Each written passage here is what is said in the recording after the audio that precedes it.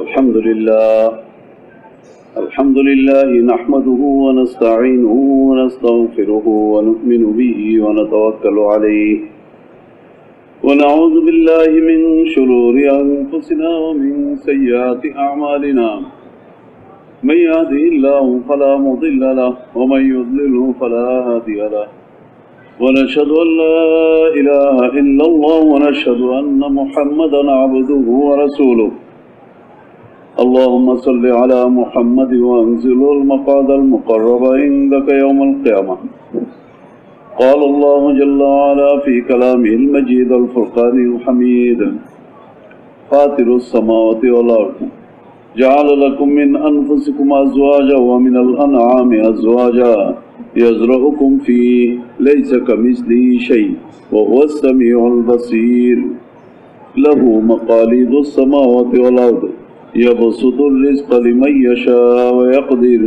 إنه بكل شيء عليم شرع لكم من الدين ما وصى به نوح والذي أوحينا إليك وما وصينا به إبراهيم وموسى وعيسى أن أقيموا الدين فلا تتفرقوا فيه كبر على المشركين ما تدعون إليه الله يجتبي إليه من يشاء ويهدي إليه من ينيب وقال رسول الله صلى الله عليه وسلم الكيس من دان نفسه وعمل لما بعد الموت والعاجز من أتبع نفسه هواها وتمنى على الله الأماني وقال رسول الله صلى الله عليه وسلم من جعل الهموم هما واحدا أي هم آخرته كفاه الله هم الدنيا والآخرة أو كما قال عليه الصلاة والسلام صدق الله مولانا العظيم وصدق رسوله نبيه الكريم ونحن على ذلك من الشاهدين والشاكرين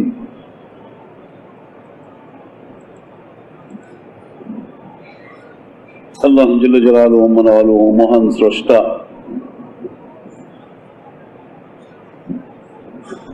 সমস্ত সৃষ্টি আল্লাহ তাআলার নখদর্পণে কোন সৃষ্টি আল্লাহ থেকে কোনো মুহূর্তের জন্য লুকায়িত নাই।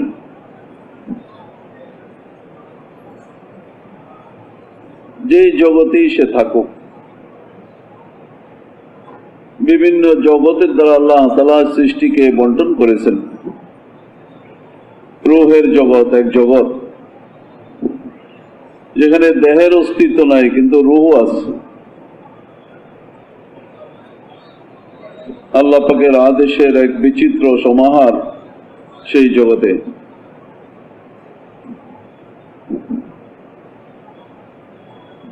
মানুষ আছে, তার অস্তিত্ব আছে, তার অনুভূতি আছে, তার চলাবলা আছে, অথচ তার কোনো দেহই নাই। পশু প্রাণী আছে কিন্তু তাদের কোনো দেহ নাই, রূহ। সে এক বিচিত্র জগৎ আল্লাহ তাআলা সৃষ্টি করেছেন, বানাইছেন। আমাদেরকেও সেই জগতেই আল্লাহ তাআলা সৃষ্টি করেছেন। সৃষ্টির আদি সেখান থেকেই আমাদের। হাদিসে পাকে তার বিভিন্ন বিবরণ আসছে।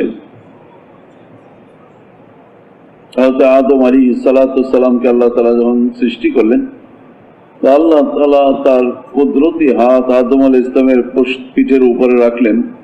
আর সমস্ত মানুষ কিয়ামত পর্যন্ত যত ইনসান পয়দা হবে সব একসঙ্গে ওই রূহের জগতে বেরিয়ে আসলো। মুহূর্তের মধ্যে সকলের সৃষ্টি হয়ে গেল। কোনো মা বাপের দরকার হলো না, কোনো সময়ের দরকার হলো না। মুহূর্তেই সমস্ত রূহ, আদম সন্তান যা দুনিয়াতে আসবে সব এক ময়দানে জমা হয়ে গেল। আর আদম আলাইহিস সালাম এই দৃশ্যকে দেখতেও থাকলেন। সেই রূহের জগতের উজ্জ্বল পেশানিওয়ালা এক আদম সন্তানকেও উনি দেখলেন। বললেন, কে? বলে, তোমারই সন্তান দাউদ আলাইহিস সালাতু ওয়াস সালাম, এক নবী। আদম আলাইহিস সালামের খুব ভালো লাগলো। বলে, তার হায়াত কত, বয়স কত, দুনিয়াতে কতদিন থাকবে? 60 বছর। আমি কত থাকবো? বলে 1000 বছর। তাইলে আমার এই সন্তানকে আমার থেকে 40 বছর দিয়ে তারে 100 পুরা করে দাও। এই সমস্ত বিবরণগুলি দিয়া বোঝা যায় সেই জগতের আজীব আজীব ঘটনা আল্লাহ পাক সেখানে ঘটাইছে। আল্লাহ তাআলা সবাইকে জিজ্ঞাসা করছেন, আলাস্তু বিরব্বিকুম, এই সমস্ত আদম সন্তান, সমস্ত ইনসান, আমি কি তোমাদের প্রভু নই, প্রতিপালক নই? কালু বালা, সকলেই বলছে কেন নয়, অবশ্যই আপনি আমাদের প্রতিপালক, আপনি আমাদের পালতেছেন, আপনি আমাদের স্রষ্টা। রুহের জগতেরও পালনের মসলা ছিল, সেখানেও প্রতিপালক পালনকর্তা কে? রব্বুল আলামিন, সব জগতের প্রতিপালক তিনি, আর তারই সমস্ত প্রশংসা। আলহামদুলিল্লাহ। স্রষ্টার প্রশংসা সৃষ্টি করবে না তো কার করবে? রবের প্রশংসা সৃষ্টি করবে না তো কার করবে? তারই তো সব হক। তিনি সৃষ্টি করলেন, অস্তিত্ব দান করলেন। ফাতিরুস সামাওয়াতি ওয়াল আরদ, এমনি ভাবে আসমানকে আল্লাহ তাআলা অস্তিত্বহীন থেকে অস্তিত্ব দান করলেন। আসমানকে বানাইলেন অথচ কিছু উপাদান ছিল না।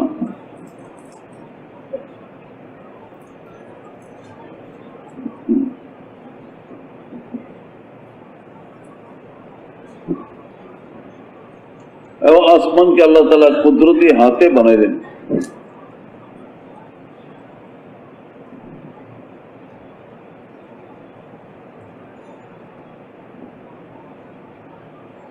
এবং প্রশস্ত করে বানাইলেন, ব্যাপক করে বানাইলেন।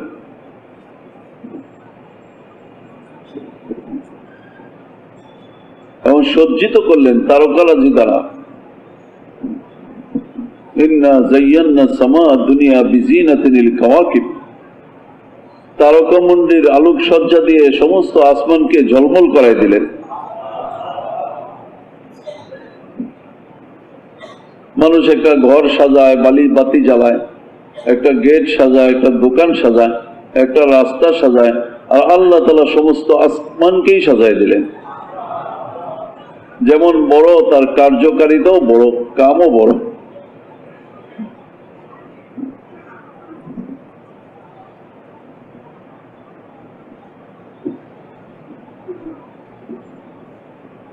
আল্লাহ জাল্লা জালালুহু ওয়া মানাওয়ালুহু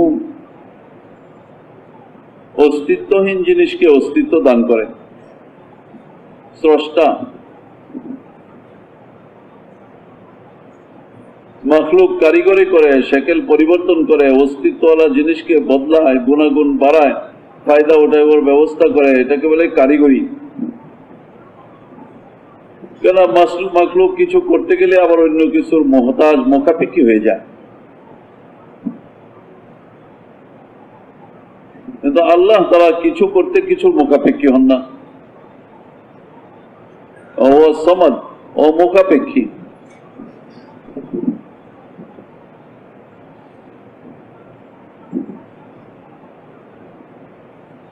মানুষ কাপড় বানাইতে গেলে তাকে সুতার দরকার হবে, সুতা পাইতে হইলে তোলার দরকার হবে, তোলা পাইতে হইলে তোলার গাছের দরকার হবে, গাছ লাগাইতে হইলে মাটির দরকার হবে, পরিচর্যার দরকার হবে, পানি লাগবে, আলো বাতাস লাগবে। আলো না পাইলে গাছ হবে না, পানি না পাইলে গাছ বাড়বে না, যত্ন না দিলে গাছ থাকবে না। আবার সেই তুলাকে সুতার রূপ দিতে হইলে মেশিন লাগবে, মেশিন বানাইতে হইলে লোহা লাগবে, লোহা বানাইতে হইলে খনিজ পদার্থ লাগবে, আবার তার জন্য ডাইস লাগবে, ইঞ্জিনিয়ার লাগবে, পরিকল্পনা লাগবে, সময় লাগবে। কিন্তু আল্লাহ জাল্লা জালালুহু যখন কাপড় বানাইতে চাইবেন বা জান্নাতবাসীদের সঙ্গে এরাদা করার সঙ্গে সঙ্গে তার দেহে যেমন রূপের যেমন রঙের কাপড় চাইবেন সেরকম তৈরি হয়ে গায়ে এসে যাবে।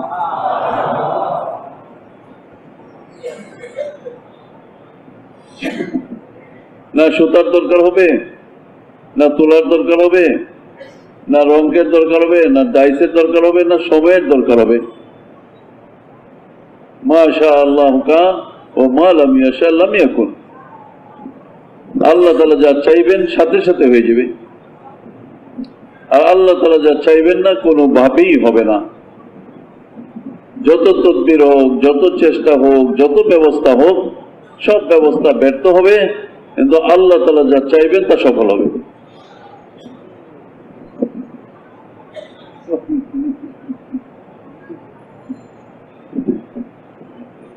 ঠিক আছে, আপনারা আবার কই না যে আমার সভাতে দিতে হবে কিনা। মুরব্বীর সম্মান করলাম আমি, মুরব্বী মানুষ এত কষ্ট করে আসছেন। আল্লাহ জাল্লা জালালুহু আম্মান ওয়া আনহু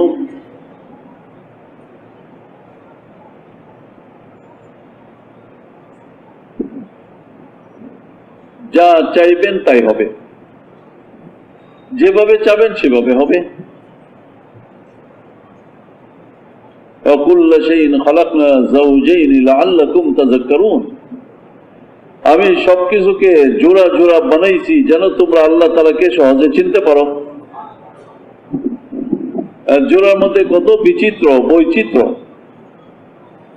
মানুষের চেহারার ভিতরে বৈচিত্র্য, সবই মানুষ, সবারই দুইটা চোখ, সবারই দুইটা কান, সবারই একটা নাক, অথচ একজনের সঙ্গে আরেকজনের মিল নাই। কে করলো এরকম বিচিত্র? শুধু তাই না, চোখের মধ্যে আল্লাহ এমন ডিজাইন করছে যে কারো চোখ কারো সঙ্গে মিল নাই।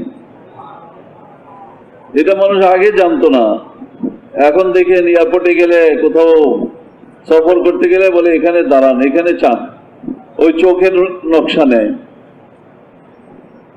আর ওই নকশাটা সেফ থাকে, দুনিয়ার কোনো চোখের সঙ্গে আরেক চোখ মিলবে না। আঙ্গুলের ছাপের ভিতরে যেরকম বিচিত্র, তার মধ্যেও কিছু কিছু জিনিস সন্দেহযুক্ত হয়ে যায়, খুঁজে বের করতে মুশকিল হয়ে যায়, সামান্য সন্দেহ হয়, কিন্তু চোখের ছাপে আর কোনো সন্দেহ থাকে না। সারা দুনিয়ার যত মানুষ আসতেছে, প্রত্যেকে আল্লাহ তাআলা আলাদা চক্ষু, আলাদা ডিজাইন দিয়ে পাঠাচ্ছে।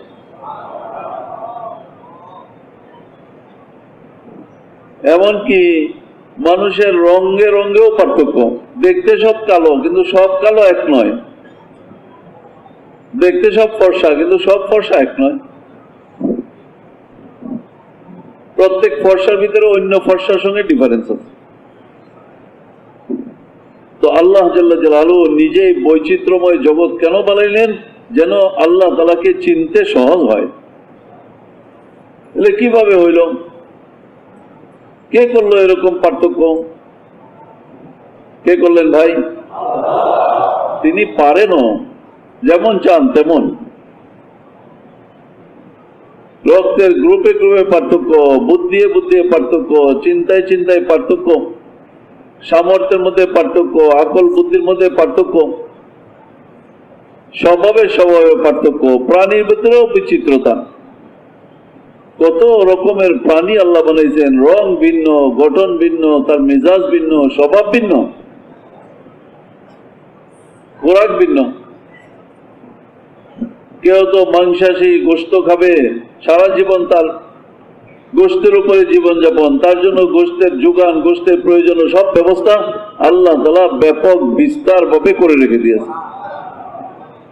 কখনো তাকে স্টক করতে হয় না, কখনো তাকে ফ্রিজে ঢুকাইতে হয় না, কখনো তাকে চাষ করতে হয় না, কোনো প্রাণীকে পালতে হয় না। যারা গোশত খায় সারা জীবন তাদের গোশতের সমস্ত ব্যবস্থা আল্লাহ তাআলা কুদরতি খাজানা থেকে করে রেখে দিয়েছে। কিছু আছে তৃণভোজী, ঘাস খায়, সবজি খায়, পাতা খায়, তো সমস্ত জীবনভর তার পাতা খাওয়ার ব্যবস্থা আল্লাহ তাআলা ব্যাপক ভাবে করে রেখে দিয়েছে। তাকে কোথাও চাষ করতে হয় না, কোনো জমির মালিক না, কোনো ফসলের মালিক না, মুতাওয়াক্কেল, শুধু আল্লাহর উপরে ভরসা করে। আরবদের মধ্যে বসছিলাম, খেজুর খাচ্ছিলাম। আরবরা খেজুর আল্লাহ পাক তাদের জন্য এক বড় নিয়ামত বানাইছে, আর তারা পছন্দও করে খেজুরকে, আজীব, বুঝেও তাই। আর খেজুরের মধ্যে 1200 প্রকারও আছে। আমরা মনে করি খেজুরটা একরকমই, না, আরবরা বললো যে 1200 প্রকার আছে। তার মধ্যে 900 প্রকার হেজাজে পাওয়া যায়, বাকি 300 সারা দুনিয়াতে ছড়ায় ছিটায় আছে। এমন দামি খেজুরও আছে যেগুলি বড় বড় রাজা বাদশা ছাড়া কিনা খাওয়ার সামর্থ্য পাবলিকের নাই।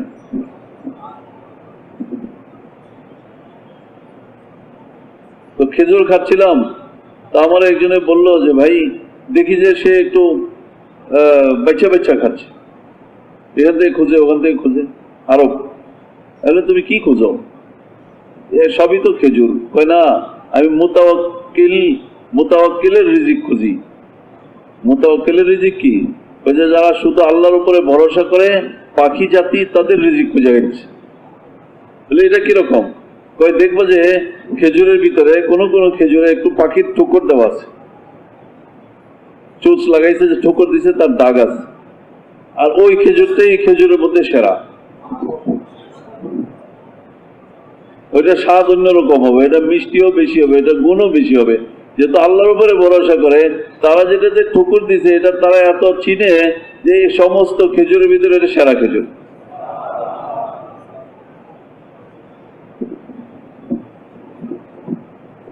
তা আমিও দেখলাম, যখন তার অনুসরণ করে খুঁজে খুঁজে তখন ঠুকুর দেওয়া খেজুর খেলাম, দেখি অন্য খেজুর থেকে তার স্বাদ অনেক ভালো।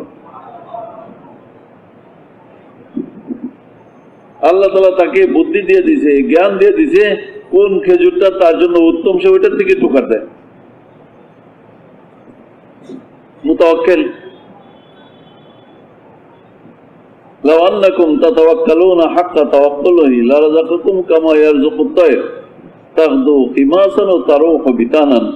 নবী সাল্লাল্লাহু আলাইহি ওয়াসাল্লাম বলেন, তোমরা যদি সত্যিকারের তাওয়াক্কুল করো, ভরসা করো আল্লাহ তাআলার উপরে, তা আল্লাহ পাক এরকম ভাবে তোমাদেরকে রিজিক দিবেন যেরকম পাখিকে দেন।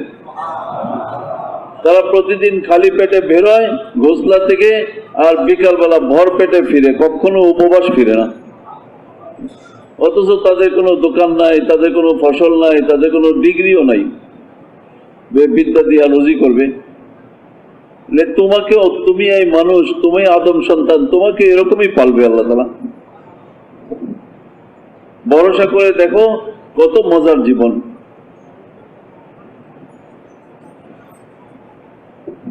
যে ভরসা করতে পারবে তার কোনো বিপদ নাই, তার কোনো অশান্তিও নাই, তার কোনো দুঃখও নাই, তার কোনো হয়রানি নাই, তার কোনো লস নাই, তার কোনো ক্ষতিও নাই। কখনো এরকম হবে না যে তার ক্ষতি হয়ে গেল।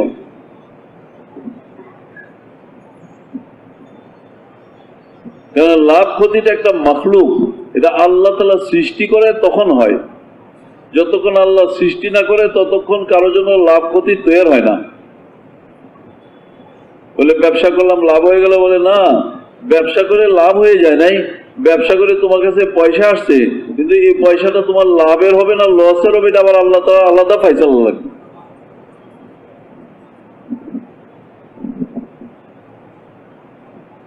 ফায়সালা লাগবে।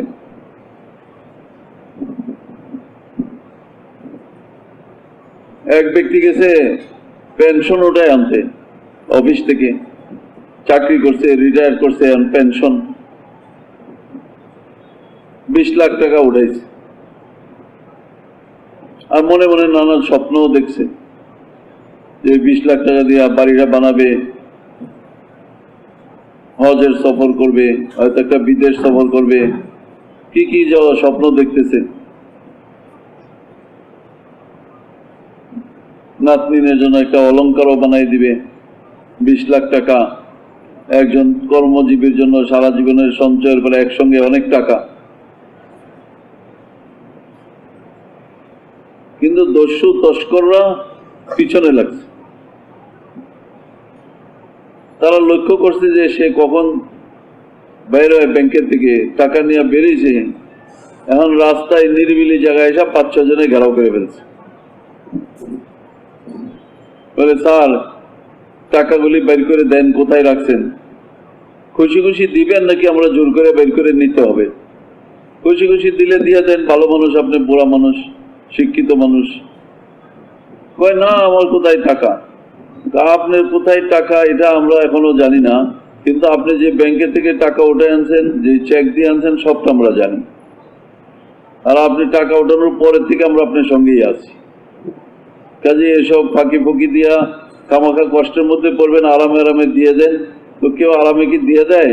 পরে ওনারে শোয়ে ফেলছে, ঘাটাঘাটি করছে, হাতাইছে, পাঞ্জাবি ময়লা করে ফেলছে, ছিঁড়ে ফেলছে, টাকা বের করে লিয়ে চলে গেছে গা। ওই দেখেন, আপনি মনে কিছু নিয়েন না, আমরা তো আপনারা আগেই কষ্ট দিতে চাই না, আপনি খুশি খুশি দেন না, এই জন্য একটু ঝামেলা হয়েছে, যাক ভালো থাকেন, গেলাম আমরা।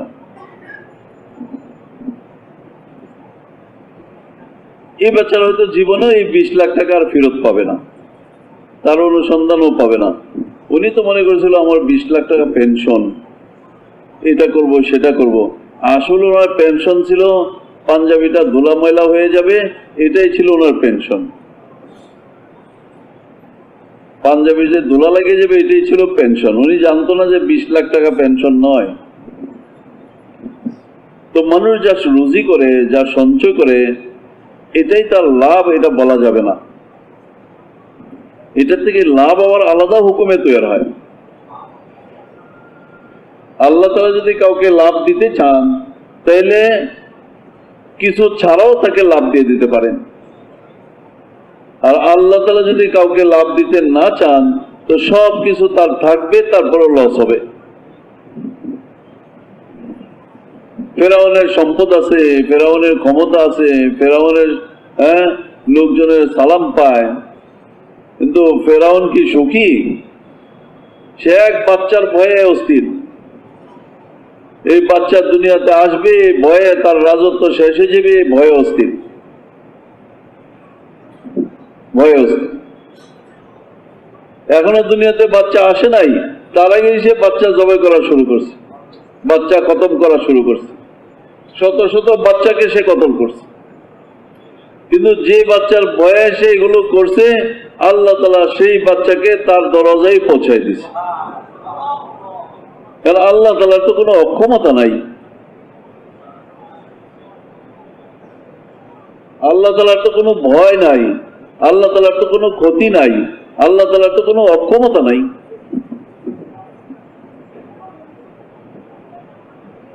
যেহেতু আল্লাহ তাআলা যা চান তাই করতে পারেন, আল্লাহ তাআলা যেরকম চান সেরকম করতে পারেন, এই জন্য আল্লাহ তাআলার কোনো সমস্যা নাই যে ফেরাউনের দরজায়, ফেরাউনের ঘরে পাঠাই দিলে এই বাচ্চার না আবার কোনো ক্ষতি হয়ে যায়। কি ভাই, ক্ষতি করার ক্ষমতা ফেরাউনের আছে নাকি নাই? ওয়াত্তাখাযু মিন দুনিহি আলিহাতান লা ইয়াখলুকুনা শাইআন ওয়া হুম ইখলাকুন ওয়ালা ইয়ামলিকুনা লিআনফুসিহিম দাররা ওয়ালা নাফা ওয়ালা ইয়ামলিকুনা মাউতা ওয়ালা হায়াতা ওয়ালা নুশুরা।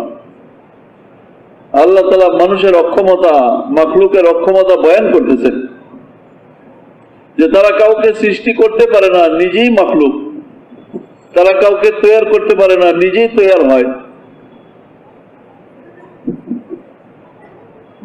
এবং নিজের ক্ষতি করার ক্ষমতাটাও তার নাই। অক্ষমতা বুঝাইবার চরম উদাহরণ দিচ্ছেন আল্লাহ তাআলা, যে মানুষ নিজের উপকার করতে পারে না, এটা তো ঠিক আছে, সহজেই বুঝবে, কিন্তু নিজের একটা ক্ষতি যে করবে এটাও আল্লাহ পাক তৌফিক দিলে পরেই করতে পারে, তা নাহলে এটাও পারে না, ক্ষতিও করতে পারে না, উপকারও করতে পারে না, ক্ষতিও করতে পারে না। কার হাতে উপকার? আল্লাহ ওয়ান নাফে, তিনি একমাত্র লাভদাতা, তিনি। রাসূলুল্লাহ সাল্লাল্লাহু আলাইহি ওয়াসাল্লাম এরকম ইতমিনান, হিজরতের রাত্রে এরকম ইতমিনান, গুহার মধ্যে আরামে শুয়ে পড়ছে, ঘুমিয়ে গেছে, অথচ ওনার পিছনে লোকজন লেগে আছে, ওনাকে কতল করার জন্য ঘোষণা দিছে যে কতল করতে পারবে 100 উট তারে উপহার দিবে। আর সেই কতলকারীরা দরজায় পৌঁছেও গেছে, কিন্তু সেই দরজার মধ্যে যাওয়া অবস্থায়ও তার কোনো নিদ্রার কোনো ব্যাঘাত হয় না, উনি আরামে ঘুমিয়ে পড়ছে। আবু বকর সিদ্দিক রাদিয়াল্লাহু তাআলা আনহু ব্যতিব্যস্ত, আবু বকর সিদ্দিক রাদিয়াল্লাহু তাআলা আনহু অস্থির, পেরেশান, যে নবী সাল্লাল্লাহু আলাইহি ওয়াসাল্লামের কোনো ক্ষতি না হয়, নবী সাল্লাল্লাহু আলাইহি ওয়াসাল্লামের কোনো কষ্ট না হয়, নবী সাল্লাল্লাহু আলাইহি ওয়াসাল্লামের উপর আঘাত না আসে। আল্লাহর রসুলের এই আঘাত, আল্লাহ রসুলের কোনো ক্ষতি, ইসলামের, দ্বীনের, ইনসানিয়তের ক্ষতি, সমস্ত দুনিয়ার মানুষের ক্ষতি। এই জন্য আল্লাহ জাল্লা জালালুহু আম্মান ওয়ালুহু আবু বকর সিদ্দিক রাদিয়াল্লাহু তাআলার অন্তরে বিরাট ধরনের এক আতঙ্ক যে কি হয়, কিন্তু রাসূলুল্লাহ সাল্লাল্লাহু আলাইহি ওয়াসাল্লাম নিশ্চিন্তে ঘুমাইতেছে। আর যখন আবু বকর রাদিয়াল্লাহু অস্থিরতা বুঝতে পারলেন, তবে ফামা যান্নুকা বিইসনাইনি আল্লাহু সালিসুহুমা, এ আবু বকর, ওই দুই ব্যক্তি সম্বন্ধে তোমার কি ধারণা? তুমি কেন পেরেশান যেখানে আল্লাহই তৃতীয়, আল্লাহ নিজেই তৃতীয়। আল্লাহ যাদের সঙ্গে তার জন্য আবার পেরেশানি কি? তার জন্য বলো ভাই, ভাই এদিকে খেয়াল করেন, আল্লাহ যার সঙ্গী তার জন্য কি কোনো পেরেশানি আছে? কোনো পেরেশানি নেই।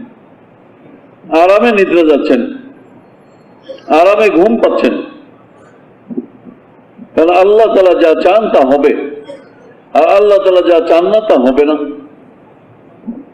আবু বকর সিদ্দিক রাদিয়াল্লাহু তাআলা অস্থির, অথচ নবী সাল্লাল্লাহু আলাইহি ওয়াসাল্লাম সুস্থির।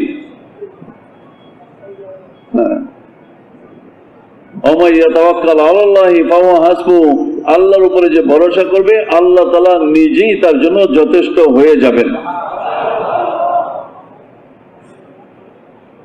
যথেষ্ট হয়ে যাবে। হযরত ইব্রাহিম আলাইহিস সালাতু ওয়াস সালাম আগুনে নিক্ষেপ করা হচ্ছে, হাত পাও বান্দা, কিন্তু নিজের ভিতরে কোনো অস্থিরতা নাই। ইয়া আইয়াতুহান নাফসুল মুতমাইন্না ইরজি ইলা রাব্বিকি রাদিয়াতাম মারদিয়া ফাদখুলি ফি ইবাদি ওয়াদখুলি জান্নাতি। হে নফসে মুতমাইন, আল্লাহর উপরে যে সর্বদা তুষ্ট, আল্লাহর উপরে যে সর্বদা ইতমিনান,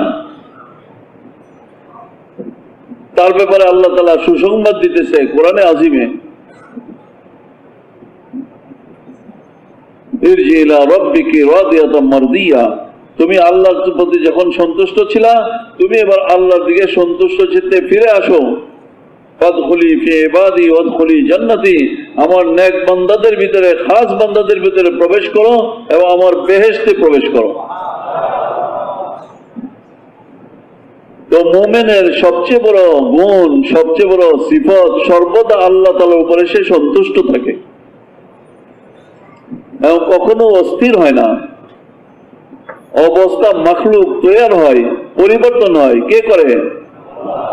হ্যাঁ, কোন অবস্থায় সে, দারিদ্রতায় সে অস্থির হয় না, ভীতিতে সে ভয় পায় না, ভীতিতে সে ভয় পায় না। যা আল্লাহ তাআলার উপরে ভরসা করে, আল্লাহ তাআলা নিজেই তার জন্য যথেষ্ট হয়ে যান, নিজেই যথেষ্ট হয়ে যান।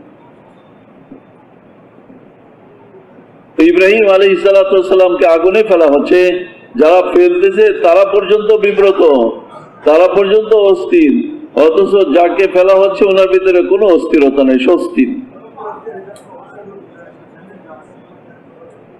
ঈমানের এই স্তর,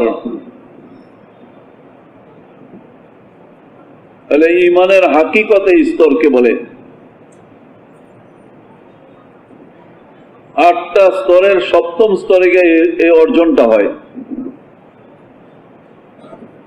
7ম স্তরে সেই ঈমানের হাকিকতে যখন পৌঁছে যায়, তখন কোনো নিসবত মাখলুকের দিকে থাকে না, সবকিছু আল্লাহর দিকে। তার হায়াত আর মৃত্যু সমান হয়ে যায়, কারণ মৃত্যুর পরেও সে হায়াতের সমতুল্য শান্তি, মর্যাদা, ইতমিনান তার মৃত্যুর পরে আর আগে দুইটাই সমান।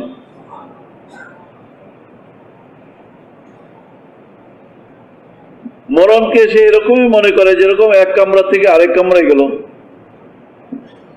যেমন সরকারি কর্মচারীরা এক দেশ থেকে আরেক দেশে ট্রান্সফার হয়ে যায়, আর যেখানে গেলে পরে আরো সুযোগ সুবিধা বেশি পায় সেখানে যাইতে আগ্রহ বোধ করে। আল্লাহ জাল্লা জালালুহু মুমিনের ইতমিনানের ফলাফল এই, তার মৃত্যু আর হায়াতে কোনো পার্থক্য নাই, মরাও তার সমান, হায়াতও তার সমান।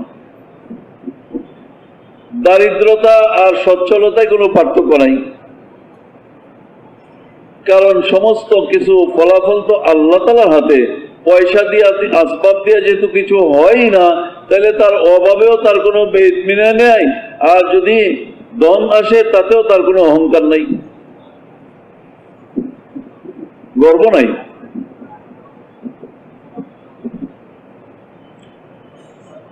মানব জীবনের বড় কল্যাণ, বড় পুঞ্জি হলো আল্লাহ তাআলার উপরে সর্বদা তার ইতমিনান হাসিল হয়ে যাওয়া, যে আল্লাহ তুমি যথেষ্ট। হাসবি আল্লাহ নি'মাল ওয়াকিল, নি'মাল মাওলা ওয়া নি'মান নাসির। আল্লাহ আমার জন্য যথেষ্ট, উত্তম কারসাজ আল্লাহ। ইয়াবসুতুর রিজকা লিমান ইয়াশা ওয়া ইয়াকদির ইন্নাহু বিকুল্লি শাইইন আলিম।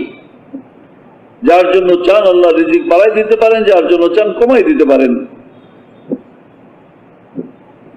কেননা কার জন্য কি দিবেন, কিভাবে দিবেন, সেটা সম্পর্কে আল্লাহ তাআলা সব কিছু জানেন, অবগত।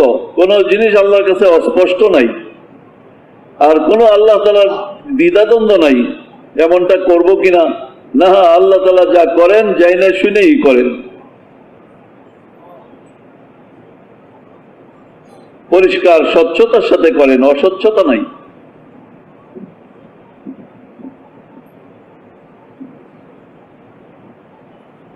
মানুষের যে গুমরাহিটা শুরু হয় সেটা এখান থেকেই শুরু হয়, যে অভিজ্ঞতার দৃষ্টিতে সে যা চোখে দেখে এটা সে বিশ্বাস করতে শুরু করে, অথচ হাকিকত আড়ালে থেকে যায়, হাকিকত আড়ালে থেকে যায়। সূর্য উঠতে দেখে, আলো দেখে, আর মনে করে সূর্য থেকে আলো হয়ে গেছে।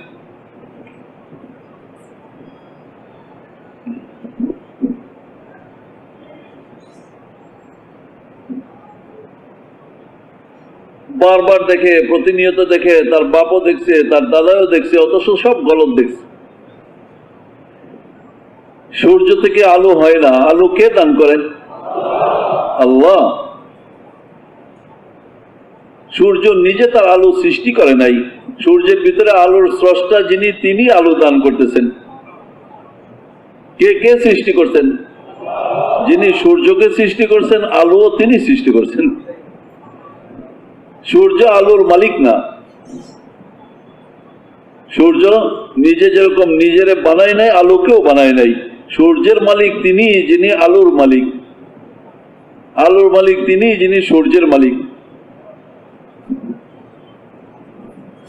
এরকম মানুষ ঔষধ খায়, সুস্থ হয়ে যায়, বারবার খায়, মাথা ধরে, ট্যাবলেট খায়, ভালো হয়ে যায়, মনে করে ওষুধ খেলে সুস্থ হয়ে যায়, মাথা ধরা ভালো হয়ে যায়। না না, ঔষধ খাওয়ার দ্বারা মাথা ধরা ভালো হয় নাই, মাথা ধরেও নাই ঔষধে, মাথা ভালো হয় নাই ঔষধে। ভালো তো করছেন আল্লাহ তাআলা, যার হুকুমে মাথা ধরছে, যার ইচ্ছায় মাথা ধরছে, তার ইচ্ছাই ভালো হয়েছে।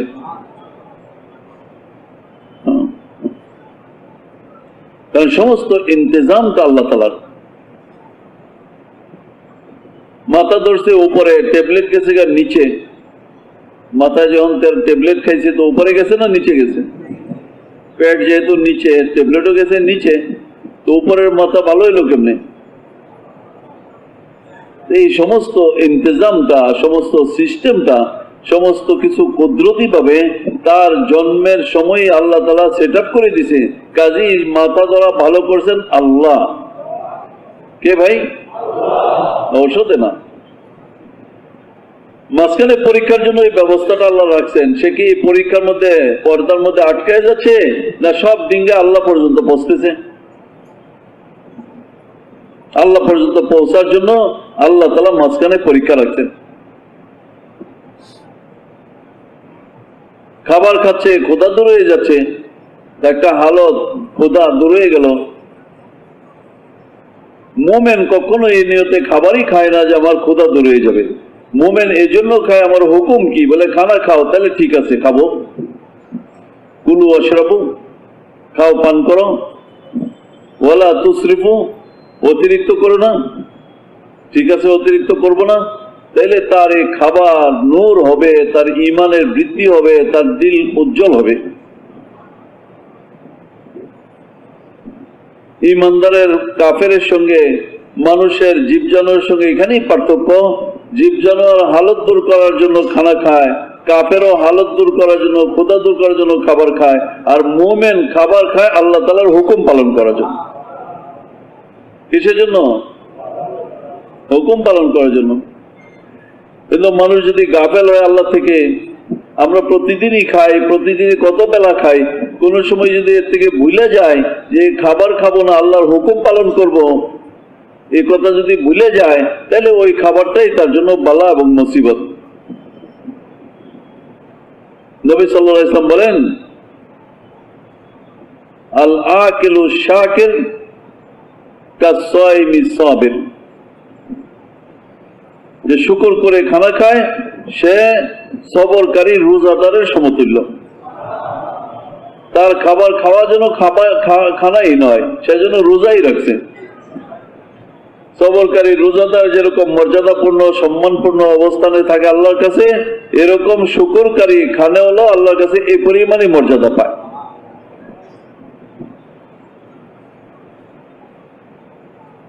এই জন্য দায়ীর উচিত যে তার একটা লুকমাও গাফলতে না হয়। খাবে তো বিসমিল্লাহ,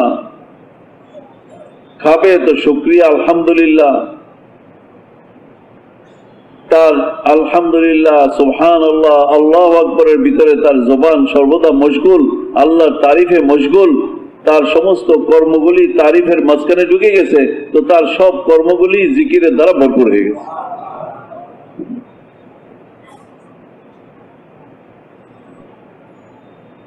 মুসা আলাইহিস সালামের মা চমকিত, পেরেশান যে আমার সন্তানের কি হবে, এত সন্তান মেরে ফেললো, আমার সন্তানের কি হবে? তা আল্লাহ তাআলা বলেন, ফাইজা খিফতি আলাইহি ফালকিহি বিল ইয়াম, যদি তোমার সন্তান নিয়ে এতই ভয় লাগে তাহলে সমুদ্রে ফেলাই দাও, আমার বান্দার হেফাজত আমিই করব। ইন্না রাদুহু ইলাইকা ওয়া জাআলুহু মিনাল মুরসালিন। আর এটাও তুমি সুসংবাদ নাও, তুমি যদি আমার হুকুম পালন করতে গিয়ে তাকে সমুদ্রে ভাসায় দাও, আমি তাকে আবার তোমার কোলেই ফিরিয়ে নিয়ে আসবো, আবার নবীও বানাই দিব। কোনো আশঙ্কাই নাই সমুদ্রে ফেলাই দিলে কি হবে, কোনো আশঙ্কাই নেই। স্বাভাবিক নিয়মে বাক্সবন্দি করে ফেলাইছে, কিন্তু বাক্সবন্দিও জরুরি না, এমনি যদি ঢিল মেরেও ফেলাই দিত আল্লাহর হেফাজত করতে কোনো অসুবিধা হইতো না। কি অসুবিধা হইতো? ইন্নাল্লাহ আলা কুল্লি শাইইন কাদির, সবকিছুর উপরে ক্ষমতা রাখেন আল্লাহ তাআলা।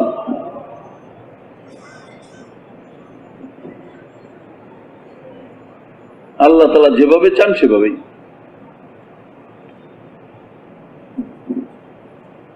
মুসা আলাইহিস সালামের মাও আল্লাহ তাআলার হুকুমের উপরে ইতমিনান, হুকুম পালনে যে বান্দা বান্দি ইতমিনান হবে আল্লাহ তাআলা তার মর্যাদাকে বাড়াই দিবেন।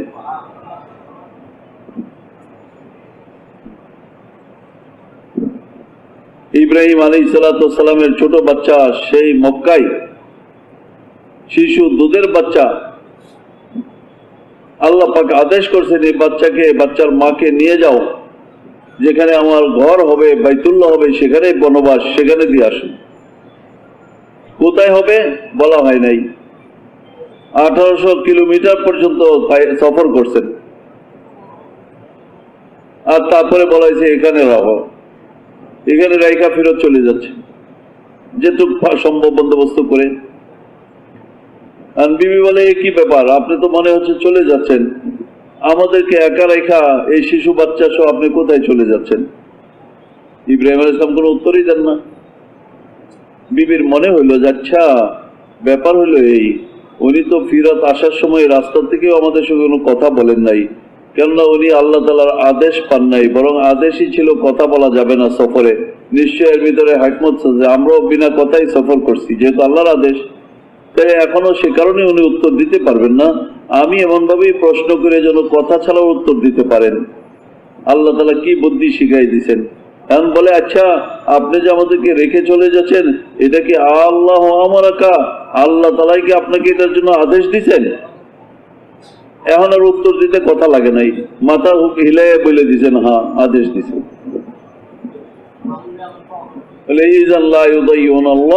এমন হইলে আল্লাহ আমাদেরকে নিশ্চয়ই রক্ষা করবেন, হেফাজত করবেন। আল্লাহর আদেশ শিরোধার্য, এর ভিতরে আমাদের কল্যাণ রয়ে গেছে। আপনি আপনার পথে চলে যান, আল্লাহর হুকুমের জন্য তৈয়ার। কি পরিমাণ সম্মান আল্লাহ পাক এই পরিবারকে দান করছেন। আল্লাহর হুকুম পালনে সর্বদা তৈয়ার থাকার কারণে সমস্ত হাজি, সমস্ত নামাজি প্রতিদিন তাদের জন্য দোয়া করে, তাদের মতো হওয়ার জন্য দোয়া করে। কার জন্য? নবী সাল্লাল্লাহু আলাইহি ওয়াসাল্লামের জন্য। কোন একটা বড় জিনিসই তো মানুষ চায়, আল্লাহ আমাকে এমন করে দাও। তো নবী সাল্লাল্লাহু আলাইহি ওয়াসাল্লাম সর্বশেষ নবী, সর্বশ্রেষ্ঠ নবী, কিন্তু উনি সমস্ত উম্মতকে দোয়া করতে বলছেন, তোমরা আমার জন্য দোয়া করো আল্লাহ তাআলা যেন ইব্রাহিম আলাইহিস সালাম ওনার খানদানকে যেরকম বরকত দিয়েছেন, যেরকম সম্মান দিয়েছেন, যেরকম রহমত দিয়েছেন, আমাকে, আমার খানদানকে এরকম দান করেন। কিভাবে আমরা দোয়া করি? কোন সময় করি? নামাজের সময় করি, প্রত্যেক দিন করি। উত্তম জায়গার নামাজ, সেই নামাজে প্রতিদিন সমস্ত দুনিয়ার লক্ষ লক্ষ উম্মত প্রতিদিন দোয়া করতেছে। তাহলে কি পরিমাণ বরকত পাইছেন ওই পরিবার, কেন পাবেন না? 1800 কিলোমিটার সফর করে আসেন, একজন আরেকজনের সঙ্গে কথাই বলেন নাই। কারণ কি? আল্লাহ নিষেধ করছেন, নিষেধ করছে। বলে আল্লাহ তো হুকুম করছে, কিন্তু হুকুমটা কঠিন। বলে না, আল্লাহর কোনো হুকুমই কঠিন না। বান্দা যখন সিদ্ধান্ত নেয়, তো আল্লাহ তাআলার সব হুকুম বান্দার জন্য সহজ। লা ইউকাল্লিফুল্লাহু নাফসান ইল্লা ওয়াসআহা, সামর্থ্যের বাহিরে আল্লাহ কাউকে কোনো হুকুম দেয়নি না। যা দেন সব সামর্থ্য দিয়ে দেন। এখন ফেলে চলে যাচ্ছেন হুকুমের কারণে, এটা তো সন্তুষ্ট। আবার সময় আসলো, হুকুম আসলো, জবাও করো। সন্তানও তৈয়ার, বাপও তৈয়ার। মা ছিল সবচেয়ে আশঙ্কা, যেহেতু একক সন্তান নিয়েই মা একটা বিদেশ বিবয়ে স্বামী ছাড়া, আত্মীয় স্বজন ছাড়া জীবন পার করতেছে। সেই সন্তান জবে হয়ে যাবে, শয়তান সেখানেও উস্কানি দেওয়ার জন্য গিয়ে হাজির। শয়তান সবসময় হুকুমের মাঝখানে এসে হাজির হয়ে যায়। শয়তান নিজে যেরকম হুকুম পালন করতে ব্যর্থ হয়েছে, আদম সন্তানকেও হুকুম পালন করতে সে ধোঁকা দেয়, ওয়াসওয়াসা দেয়, বাধা দেয়, বিভিন্ন রকমের রাস্তা খুলে যেন হুকুম পালনে ব্যর্থ হয়। ইন্নামা ইয়াদউ হিজবাহু লিয়াকুনু মিন আসহাবিস সাঈর, শয়তান তার দোস্তদেরকে, বন্ধুদেরকে ডাকে জাহান্নামে যাওয়ার জন্য।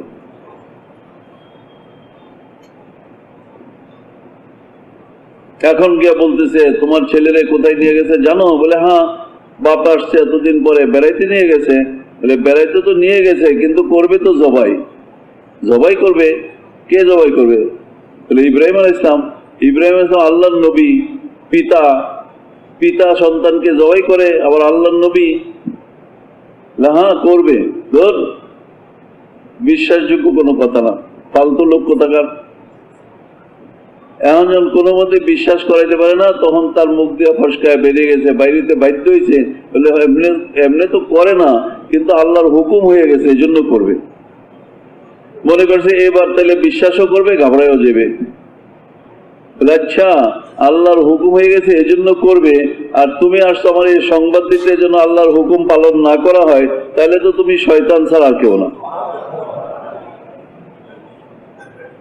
আল্লাহর হুকুম পালন করতে যে বাধা দেয়, ওয়াসওয়াসা পয়দা করে, সে শয়তানই হইতে পারে। হোক ইব্রাহিম কেন, শত ইব্রাহিম, হাজার ইব্রাহিম, হাজার ইসমাইল, সারা দুনিয়া সমস্ত ইসমাইল, সমস্ত ইনসানিয়াত যদি আল্লাহর হুকুমে জবা হইতে থাকে, তবু কোনো ক্ষতি নাই। হুকুমের মধ্যেই তো লাভ, হুকুম পালনেই তো লাভ। আল্লাহ তাআলা হুকুম দেনই তো বান্দার লাভের জন্য। নবী সাল্লাল্লাহু আলাইহি ওয়াসাল্লাম সারা জীবন হুকুম পালনের মশক করে দেখাই দিয়ে গেছেন। হিজরত করছেন হুকুমের সাথে, কারণ সব সাহাবীরা মদিনায় চলে গেছেন। ওমরের মতো বাহাদুর সাহাবী যে কাউকে ভয় করে না, ইসলামের প্রথম দিনও কাউকে ভয় করে নাই, ইসলামের মরণ পর্যন্ত কাউকে ভয় করে নাই। আল্লাহর ভয় ছাড়া আর কারো ভয় নাই। সেই ওমরও চলে গেছে মক্কা ছেড়া, কিন্তু নবী সাল্লাল্লাহু আলাইহি ওয়াসাল্লাম যাচ্ছেন না, যেতে পারতেছেন না। কেন? হুকুম নাই, হুকুম আসে নাই, অপেক্ষা। এমন দিনেই হুকুম আসলো যেদিন সমস্ত প্রতিকূলতা সব তৈরি হয়ে গেছে, বাধা বিপত্তি সম্পূর্ণ প্রস্তুত, বেরোলেই কতল করবে, এমন দিনে হুকুম হয়েছে এবার বেরিয়ে যান। কেন? আল্লাহ তাআলার তো কোনো অক্ষমতা নাই, আল্লাহ রসুলের কোনো ঘাবড়াহাটও নাই, এর ভিতর দিয়েই বেরিয়ে গেছেন, নিরাপদে বেরিয়ে চলে গেছে। মদিনা মুনাওয়ারা থেকে মক্কার দ্বার প্রান্তে পৌঁছে গেছেন, হুদাইবিয়াতে, কিন্তু এখন আর হুকুম নাই মক্কায় ঢোকার, তো এখানেই থেমে গেছে। 1400 সাহাবী সাথে উমরার প্রস্তুতি নিয়ে আসছেন। কত বড় আশা সাহাবীদের, মনের কত আবেগ। হজ এবং উমরা বড় আবেগী জিনিস। প্রত্যেক হাজি হজ করতে গিয়ে কত কষ্ট করে, কত লম্বা সফর, কত খরচ, কিন্তু এমন হাজি একজনও পাওয়া যাবে না যে একবার হজ করে এই কথা বলে না যে আল্লাহ আবার আমাকে তৌফিক দাও। সবাই মন চায় যে একবার গেছি বারবার যাই। কি ভাই? হাজিদের এমন আকাঙ্ক্ষা খুব কমই পাওয়া যাবে যে আবার যাবে না মনে করে, মানে আবার যদি আল্লাহ আনতো। তো হজ এক আবেগী হুকুম, বারবার যেতে চায়। সাহাবারা মক্কা থেকে বের করা হয়েছে, বিতরণ করা হয়েছে। সেই সাহাবারা নবী সাল্লাল্লাহু আলাইহি ওয়াসাল্লামের সঙ্গে আবার উমরার জন্য ফিরছেন মক্কায়, কত আবেগ নিয়ে আসছেন। আর যত মুজাহাদা, যত কুরবানির সাথে আসে আবেগ তত বাড়ে। আমাদের মতো এত সহজে গাড়িতে বসে আইসা যায় নাই, প্লেনে বসে আইসা যায় নাই, পায়দল চলছে, উঠে চড়ছে, ঘোড়ায় চড়ছে। 400 কিলোমিটার হাইটে আইসা মক্কার দ্বার প্রান্তে এসে নিষেধ করা হয়েছে মক্কায় ঢুকবেন না, তার ঢুকেন নাই। এখন আবার আসছে মক্কার সঙ্গে সন্ধি করে যেতে হবে। সন্ধিও এরকম ভাবে অপমানিত, লাঞ্ছিত, ক্ষুদ্র হইয়া যে ওদের সব শর্ত পূরণ করা হচ্ছে, মুসলমানদের কোনো আবদার পূরণ করা হচ্ছে না। এরা সব বাধা, সব শক্তি দেখাচ্ছে, সব গালেব। কাফের যদি মুসলমান হয় আর মদিনায় যায় ফিরে দিতে হবে, ঠিক আছে। আর মুসলমান যদি ইসলাম ছেড়ে দিয়ে মক্কায় আসে ফিরে দেওয়া হবে না, ঠিক আছে। উল্টা তারা এরকম বড় বড় অন্যায় চাপাই দিচ্ছে, অন্যায় শর্ত করতেছে, ঠিক আছে।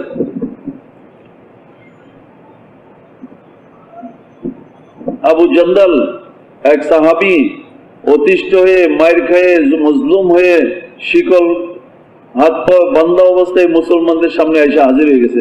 এই মুসলমানরা, আমি মুসলমান হয়েছি, এই অপরাধে আমার উপর অত্যাচার, তোমরা আমাকে সঙ্গে নিয়ে যাও। তার পিতাই ছিলেন সোহেল, এখানে সন্ধিপত্র লিখতেছিল, বলে না না, এরে ফিরে দিতে হবে, মক্কায় নিয়ে যাব। সাহাবারা সব চমকায় উঠছে, সব খাড়াই গেছে, না হবে না, এত অত্যাচার জুলুমের ভিতরে মুসলমান হওয়ার পর তারে আবার মক্কায় ফিরে দিব, কখনো হবে না। নবী সাল্লাল্লাহু আলাইহি ওয়াসাল্লাম তারে অনুরোধ করলেন, তার বাপের অনুরোধ করলেন, বলে আমি চাইয়া নেই, একটা ছেলে তোমরা দিয়েই দাও। বলে না, দিব না, মুসলমানদের রক্ত টকবক করতেছে, প্রতিশোধ, আল্লাহ সাহায্য পাবে। কিন্তু নবী সাল্লাল্লাহু আলাইহি ওয়াসাল্লাম বলে ঠিক আছে, এ আবু জান্দাল সবর করো, আল্লাহ তাআলা তোমার রাস্তা খুলবে। সান্ত্বনা দিয়ে সন্ধি করতেছে। হয়তো ওমর পর্যন্ত পেরেশান, বিব্রত, ইয়া রাসূলুল্লাহ কি হচ্ছে এগুলো? আপনি কি হকের উপরে না? আপনি স্বপ্ন সত্য দেখেন নাই? বলে দেখছি। মুসলমানরা বাতিলের উপরে না? হ্যাঁ, বাতিলের উপরে। তাইলে আপনি এরকম ছোট হয়ে এরকম শর্ত মেনে কেন সন্ধি করেন? আল্লাহ সাহায্য আমাদের সঙ্গে। তাহলে আমি আল্লাহর রসুল, আমি কিছু করতেছি না, আল্লাহ তাআলা যা বলতেছেন তাই করতেছি, আমি নিজে কিছু করতেছি না, করানো হচ্ছে আমাকে দিয়া। ওমর একসময় বুঝে গেলেন, যদিও ওমরের বড় লজ্জা হয়েছে। উনি বলেন, পরে আমি সারা জীবন এই অপরাধের এহসাস হইলে আমি দান সৎকার করতাম, আল্লাহ যেন আমাকে মাফ করে দেয়, যে কেন আমি এরকম ভাবে ইসরার করলাম। আল্লাহ রসুল তো ভালো জানেন আল্লাহ রসুলের হুকুম সম্পর্কে, আমি কেন উপরে পেরা মাতবরি করতে গেলাম? শর্মিন্দা, সারা জীবন উনি শর্মিন্দা ছিলেন। সারা জীবনের বিনিময়ে এই গুনাহ ক্ষমা হওয়ার জন্য সদকা করতেন।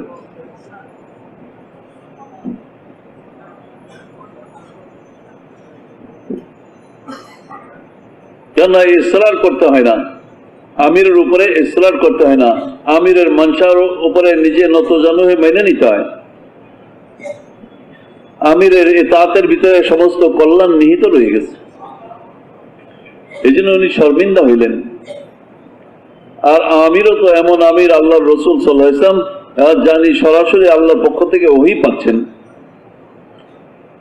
আর নবী সাল্লাল্লাহু আলাইহি ওয়াসাল্লাম তো কিয়ামত পর্যন্তই এই সংবাদ দিয়ে গেছেন যে আমার আমিরকেই মানলো, সে আসলে আমাকেই মানলো, আর আমাকে যে মানলো আল্লাহ তাআলাকেই মানলো।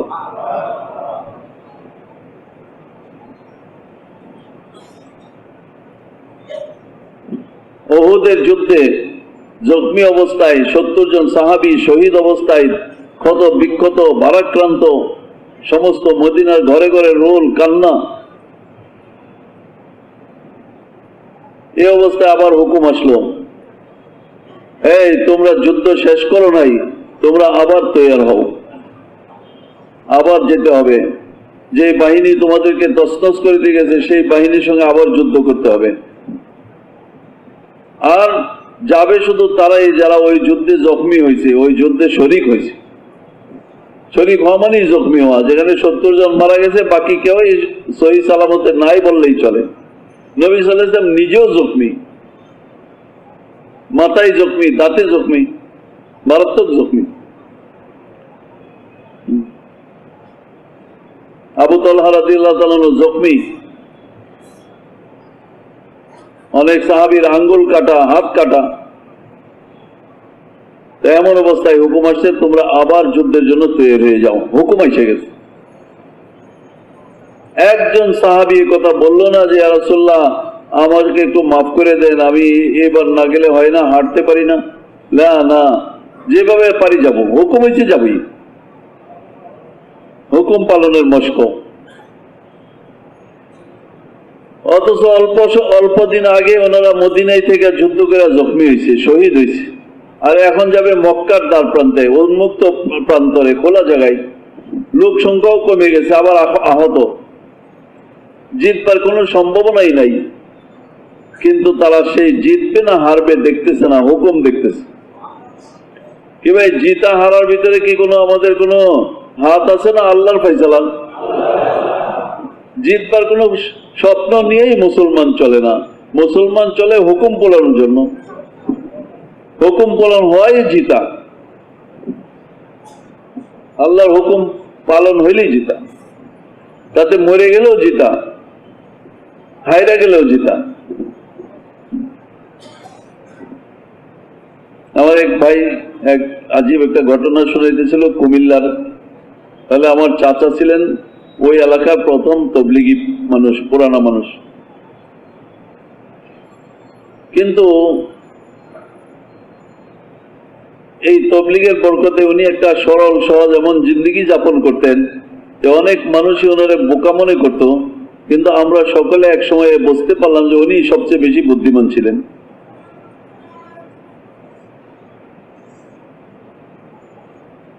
মানুষের স্বার্থে, মানুষের উপকারার্থে হাইরে যেতেন।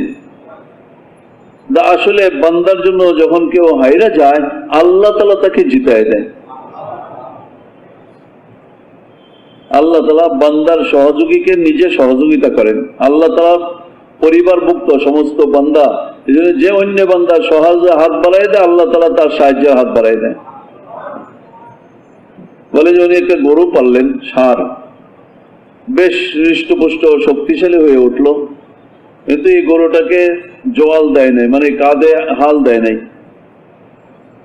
এমন এক শক্তিশালী হয়ে উঠলো, এক সময় যখন হাল দিতে গেল তখন আর হাল ধরে রাখতে পারে না, এই গরু কাঁধে জোয়াল নেয় না, পালায় দেয়। আর যখন গরু শক্তিশালী হয়, যদি জোয়াল কাঁধে সানন্দে না নেয় তো জোয়াল দেওয়ার কোনো ক্ষমতা মানুষের নাই।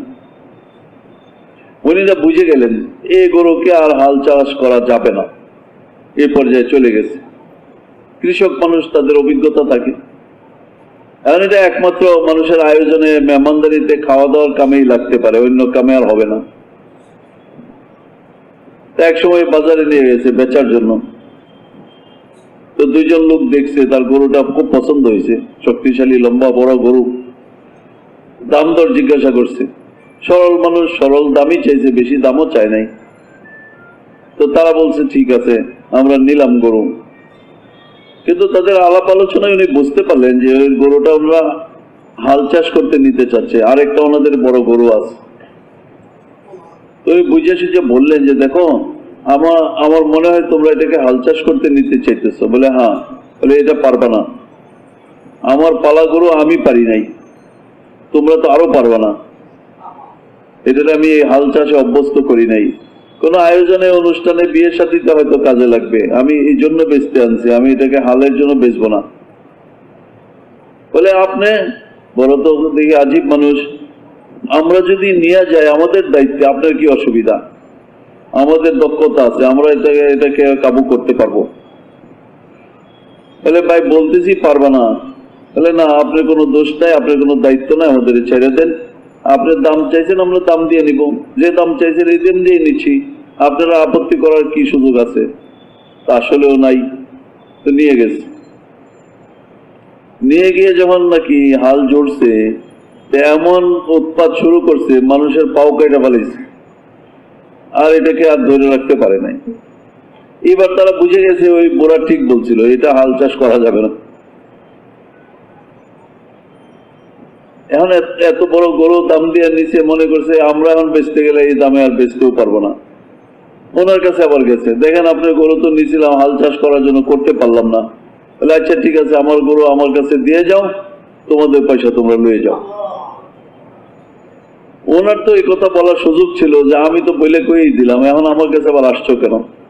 কিন্তু যখন মানুষ আসছে অপারগ হয়ে, তাদেরকে ফিরায় না দিয়া তাদের দাবি পূরণ করে দিছে। হাদিসে পাকেও আছে, মানুষ যদি কোনো প্রাণী কোনো বস্তু কিনে আর সে ওইটাকে ঠগা মনে করে ফেরত দেয়, আর ওই ফেরত দ্রব্য যদি সে গ্রহণ করে নেয়, উপযুক্ত মূল্য তার ফিরাই দিয়ে দেয়, তো আল্লাহ পাক এর বিনিময়ে তাকে জান্নাত দিয়ে দিবেন। কারণ সে তো একটা বিব্রত মানুষকে সহযোগিতা করলো, আল্লাহ তাআলা ফিরাইয়া দিবেন না, আল্লাহ তাআলা কারো কর্জ রাখেন না।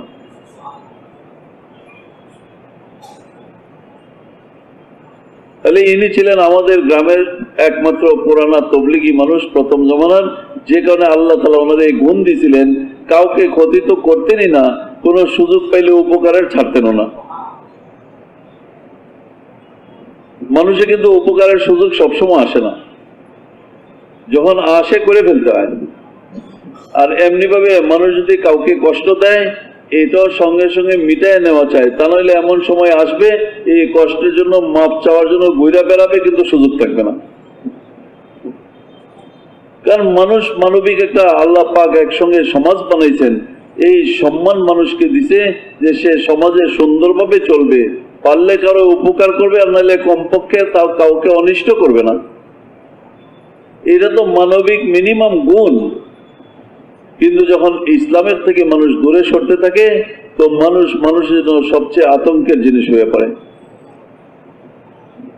উপকার করার মনোভাব থাকে না, নিজে নিজে একলা চলতে চায়। কিন্তু না, আল্লাহ তাআলা ওই বান্দাকে যে বেশি পছন্দ করেন, যে বান্দা তার অন্য মুসলমান ভাইয়ের সাহায্যের হাত বাড়ায় দেয়। এক হাকিম তার এক প্রজাকে ফাঁসি দিছে, কিন্তু বড় দেশ বড় রাষ্ট্র, হাকিম বাদশাহ তার ভাষা জানে না, ভাষা বোঝে না। তারে জানানো হইলো তোমার তো ফাঁসির হুকুম হয়েছে। শুই না সে ক্ষিপ্ত হয়ে গেছে, তাহলে আমার ফাঁসির হুকুম হয়েছে না বাদশার ফাঁসির হুকুম হয়েছে? বাদশার গোষ্ঠী সুদ্ধা ফাঁসির হুকুম হয়েছে, একটাও বাঁচবে না, সব একটা একটা ধরে ধরে মানুষ জবে করবে। সে তার রাজত্বকে ধ্বংস করে দিছে। আরো যা পারে গালাগালি করবার স্টক অনুযায়ী সব করছে। বাদশাহ বুঝতে পারছে এই সংবাদ পেয়ে সে কিছু বলছে। বাদশাহ তার পাশের ওজিরে জিজ্ঞাসা যে তার ভাষা জানে, কি বললো? বলে জনাব সে তো আপনার খুব তারিফ করলো, বলে যে এমন বাদশার অধীনে জান দেওয়া ধন্য আমি। আমার গোষ্ঠী সুদ্ধা যদি সবার ফাঁসি হয়ে যায়, তবু দোয়া করবো যেন এই বাদশাহ সালামত যেন নিজে তার আবহাওয়া সব একের পর এক বাদশাহ হইতে থাকে, আর সারা জীবন যেন সে সুখে থাকে। আচ্ছা এমন ভালো মানুষটারে ফাঁসি দিলাম, যা মাফ করে দিলাম। পাশে ছিল আরেক ওজির, সে ওজিরে কয়, বাদশাহ জনাব, এই ওজির তো আপনারে ভুল তর্জমা শোনাইছে, এ তো আপনারা অকথ্য ভাষায় গালাগালি করছে, আপনার তর্জমা করতেও সাহস নাই আমাদের, আর উনি আপনারা কি কি শোনাইলো। এবার বাদশাহ পুরো ঘটনাটা বুঝে ফেলছে। বাদশাহ বলছে, হ্যাঁ ঠিক আছে, উনি ভুল তর্জমা করছে, কিন্তু ওনার মনটা ভালো, উনি চাইছে একটা ফাঁসির মানুষকে বাঁচাই দিবে, এই জন্য ভুল তর্জমা করছে। তোমার মনটা খারাপ, এই জন্য তুমি চাইছো একটা মানুষকে ফাঁসাই দিবা, এই জন্য ভুল তর্জমায় আমি কবুল করছি। ভুল ওই ফাইসালা, ভুলের উপরে যা হয়েছে তাই থাকবে। একজন বাদশাহ তার প্রজার প্রতি দয়াশীল হয়, তার প্রজার কল্যাণ চায়। আল্লাহ যিনি বাদশাহ বানালেও বাদশাহ, তিনি তার বান্দাদের কল্যাণ কি পরিমাণ চায়। এই জন্য বলা হয়েছে, কেউ যদি কোনো একজন মুসলমান ভাইয়ের উপকারের চেষ্টাও করে, তা আল্লাহ তাআলা তাকে 10 বছরের ইতিকাফের নেকি দিয়ে দেন। হ্যাঁ, এই জন্য মানুষ সামাজিক জীব, সমাজকে সুন্দরভাবে রক্ষা করা মানুষের এক কল্যাণ, শান্তি। এই জন্যই নিষেধ করা হয়েছে, তোমরা দোষের চর্চা করিও না। দোষ যদি কেউ করেও আর এটার চর্চা করা হয়, এই জন্য তার নেকি ওই লোককে দিয়ে দেওয়া হয় যার দোষ বলা হইতেছে। নবী সাল্লাল্লাহু আলাইহি ওয়াসাল্লাম একবার বলেন, আমার উম্মতের গরিবকে জানো? বলে, যার টাকা পয়সা নাই। বলে, না, আসল গরিব হলো যে পাহাড় উপরে রাখলে নেকি ভারী হয়ে যাবে, পাহাড় ধসে যাবে, এত পরিমাণ নেক করে আসবে, কিন্তু মানুষের যে দোষারোপ করছে, মানুষের যে ক্ষতি করছে, এর বিনিময়ে সব নেকি মানুষ নিয়ে যাবে। তারপরেও তার অত্যাচার, তার জবানের দোষে, তার ব্যবহারের দোষ মানুষের পাওনা থেকে যাবে। মানুষের গুনাহ এবার তার মাথায় চাপাই দেওয়া হবে, পরের গুনাহ নিয়ে দুজকে যাবে। ইসলাম এক কল্যাণকর ধর্ম, মানুষকে সুন্দর সুশীল সমাজ শিক্ষা দেয়। সিলমান কাতাক, যে তোমার সঙ্গে সম্পর্ক ছিন্ন করে, তুমি তার সঙ্গে সম্পর্ক জুড়ো। ওয়াফাম্মান যালামাক, যে তোমার উপরে জুলুম করেছে, তুমি তাকে ক্ষমা করে দাও। আতি আম্মান হারামাক, যে তোমাকে দেয় না, বঞ্চিত করে, তুমি তাকে দান করো। ইসলামই একমাত্র এমন শিক্ষা দেয়, কল্যাণকর সমাজ গঠনের শিক্ষা। নবী সাল্লাল্লাহু আলাইহি ওয়াসাল্লামের শিক্ষা এক চিরন্তন কল্যাণের শিক্ষা। যখন মানুষের সবক ভুলে যায়, তখন ভাইয়ে ভাইয়ে শত্রুতা হয়, স্বামী স্ত্রী শত্রুতা হয়, দোষ দেখা দেখি সবাইকে দোষী বানায় দেয়, দোষের চর্চা সবাইকে অবিন্যস্ত করে দেয়, পেরেশান করে দেয়, এক বিপদ টেনে নিয়ে আসে। দোষ থাকবে, কুল্লু বনি আদম খাত্তাউন, আদম সন্তান সবার মধ্যে দোষ আছে। নবী সাল্লাল্লাহু আলাইহি ওয়াসাল্লাম বলেন, ও খায়রুল খাত্তাইন আত-তাওয়াবুন, উত্তম অপরাধী তো সে যে তওবা করে মাফ করে নেয়। রাতের গুনাহ দিনে মাফ করে নেয়, দিনের গুনাহ রাতে মাফ করে নেয়, সমস্ত জীবনের গুনাহ মওতের আগে মাফ করে নেয়। আল্লাহর কাছে ছোট হয়ে যায়, নতজানু হয়ে যায়। আল্লাহ, আমি তো অপরাধী, তুমি বড় মহান সত্তার, আমার আয়েবকে লুকাইছো, আখিরাতেও লুকায় দাও, এবং আমি ভুল করেছি, ভুলে স্বীকার করতেছি, অপরাধী হাজির হয়ে গেছে। তা আল্লাহ তাআলা এমন বান্দাকে মাফ করতে পরোয়া করেন না। মাফ ছাড়া আমরা কেউ বাঁচতে পারবো না। নিজের জিন্দেগি তো সবাই জানে, মাফ ছাড়া আমরা কেউ বাঁচতে পারবো না। এই জন্য একে অন্যের কল্যাণকামী খায়ের খা হওয়া, এটা ইসলামের শিক্ষা। ইসলাম চায় এক সুন্দর সৌহার্দ্য সম্প্রীতিপূর্ণ সমাজ গঠন করে। হয়তো ওমর রাদিয়াল্লাহু তাআলা আনহু বেরিয়েছেন, উনি রাত্রেবেলা টহল দিয়ে বেরিয়েছেন। সেই টহলের মধ্যে দেখে এক ঘরের ভিতরে বাতি জ্বলতেছে। এত রাত্রে বাতি কেন? ওই সময় তো সাধারণভাবে বাতির প্রচলন ছিল না। এই রাত্রে বাতি দেখে ওনার সন্দেহ হইল। কাছে যাওয়ার পরে ওনার আরো সন্দেহ গাঢ় হইল, এখানে কোনো অপরাধের কাজ হচ্ছে। উনি তো জোশিলা মানুষ ছিলেন, শক্তিশালী ছিলেন, লম্বা মানুষ ছিলেন। উনি দেওয়াল টপকায় ঘরে ঢুকে গিয়ে এক দৃশ্য দেখলেন, শরাব পান করতেছে এক বুড়া, তার সামনে রূপসী বান্দি, নাচনেওয়ালি, গানেওয়ালি। আমি আজকের দিনের রাতের মতো এত খারাপ জিনিস আর দেখি না। এক বুড়া এই আল্লাহর নাফরমানিতে বাতি জ্বালায় রাত্রেবেলা ঘরের ভিতরে মুক্তালা। ওমর তো জালাল, ওমরের আওয়াজ, ওমরের গাম্ভীর্য, ওমরের চলাফেরা সবকিছুতে ছিল একটা জালালিয়াত। শয়তানও ভয় পেত। বুড়া বুঝছে যে আমার অবস্থা তো খারাপ, ওমরের সামনে হাতে নাতে ধরা পড়ে গেছি, কিন্তু বুড়ারও সাহস ছিল। বুড়া বলে, ওমর জলদি করো না, ফাইসালা করতে জলদি করো না, আমি একটা অপরাধ করছি, আল্লাহর নাফরমানি করছি, শরাব পান করছি, কিন্তু তুমি কিন্তু একসঙ্গে 3টা অপরাধ করছো। তুমি সালাম দিয়ে অনুমতি আর ঘরে ঢুকো নাই, যেটা তোমার জন্য নিয়ম ছিল, তাহলে তো আমি একটু সচেতন হইতাম। তুমি দরজা দিয়ে ঢুকো নাই, ওয়াল টপকায় ঢুকছো, এটা তো আরেকটা দোষ। আর তুমি তো আমার দোষ তালাশ করতে আসলা, তো মুসলমানের দোষ তালাশ করাও তো দোষ। এক দোষ তুমি ধরতে আসছো, 3 দোষ করে ফেলেছ, নিজের বেলায় তুমি সাবধান হও। ওমর রাজের সাথে সাথে সচেতন হয়ে গেলেন, ভয় পেয়ে গেলেন, আয় আল্লাহ, ওমরের কি হবে? ওমর যে এত অপরাধ করে, মানুষের পিছনে পড়ে দোষ তালাশ করে, ওমরের কি হবে? কানতে কানতে ঘর থেকে বেরিয়ে গেলেন, রুমাল মুখে দিয়া দাঁত চাবায় ধরে কান্না সামলাইলেন, আওয়াজ সামলাইলেন। কেননা বাহিরে আব্দুল্লাহ ইবনে মাসউদ বসা ছিলেন। আব্দুল্লাহ ইবনে মাসউদ সঙ্গে ওমর যখন আগে আগে যাইতেছে, আব্দুল্লাহ ইবনে মাসউদ পিছিয়ে পিছিয়ে যাইতেছে। টের পাইতে দেয় নাই, বুঝতে দেয় নাই আব্দুল্লাহ ইবনে মাসউদ রাদিয়াল্লাহু তাআলাকে যে আমি এরকম দোষ করে আইছি বা কি ঘটছে ঘরে, কিছু বুঝতে দেয় নাই। চলে গেল দিন, চলে গেল লম্বা সময়। হযরত ওমর রাদিয়াল্লাহু তাআলা দরবার, কল্যাণের দরবার, মুক্তির দরবার, মানুষের জেহাদের দরবার, ইসলামের গৌরব গাথা তৈরি হচ্ছে যে দরবারে, সেখান থেকে তো বঞ্চিত থাকা, দূরে থাকাও একটা মানুষের জন্য বিরাট দুর্ভাগ্য। এই জন্য সেখান থেকে কেউ দূরে থাকা পছন্দ করতো না, থাকতে পারতো না, এক আকর্ষণ ছিল। বুড়া পলায় পলায় কয়েকদিন আসে নাই, কিন্তু একদিন আর না পাইরা গেছে দরবারে, গেলে হয়তো লুকায় পলায় পিছনেই বসছে, কিন্তু ওমরের চোখ ফাঁকি দেওয়া মুশকিল, দেখে ফেলেছে। ওমর রাদিয়াল্লাহু তাআলা তাকে ডেকে আনলেন। বুড়া এবার বুঝলেন যে সর্বনাশ, আমার বেইজ্জতি এবার হয়েছে। কাছে নিয়ে গিয়ে বলে, আরো কাছে, বলে আরো কাছে, কাছে একেবারে কানটা কাছে আনো। বলে, দেখো, আমি ওই দিন যে তোমার যা দেখছি, ওই দৃশ্য আমি কাউকে বলি নাই, আমি তো দোষ করছিলাম, তুমি বলছো, কিন্তু ওইটা কিন্তু আমি কারোর সঙ্গে চর্চা করি নাই, কাউকে বলি নাই, তোমার দোষের কথা কাউকে বলি নাই।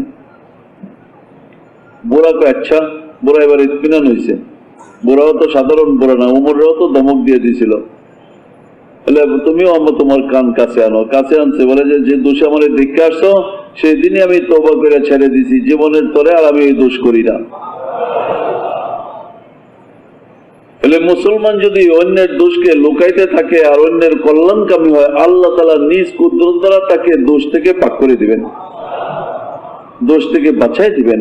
সামাজিক সৌহার্দ্য তো তখনই বাকি থাকবে যখন একে অন্যের গুণ দেখবে।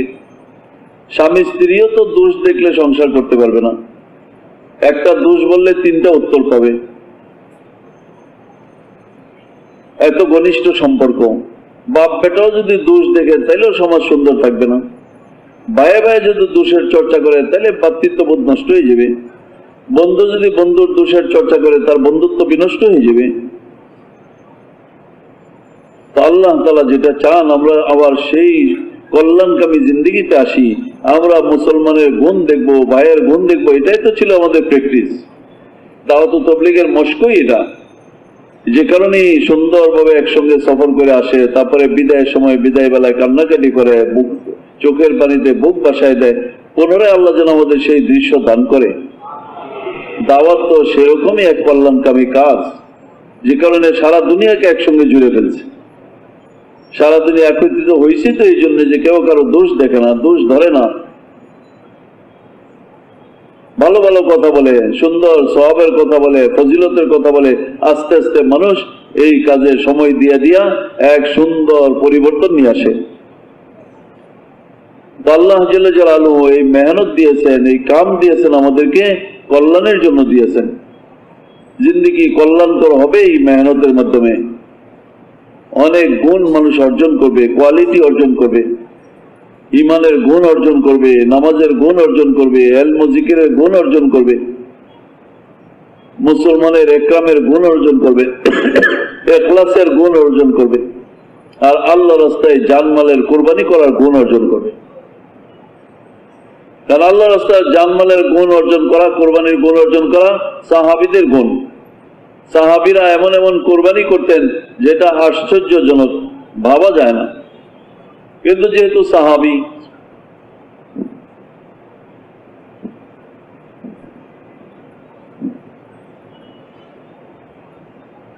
আল্লাহ তাআলা নির্বাচিত বান্দা, নবী সাল্লাল্লাহু আলাইহি ওয়াসাল্লামের সোহবতের জন্য বাছাই করা জামাত, আজীব কুরবানি তাদের থেকে আল্লাহ তাআলা নিছেন।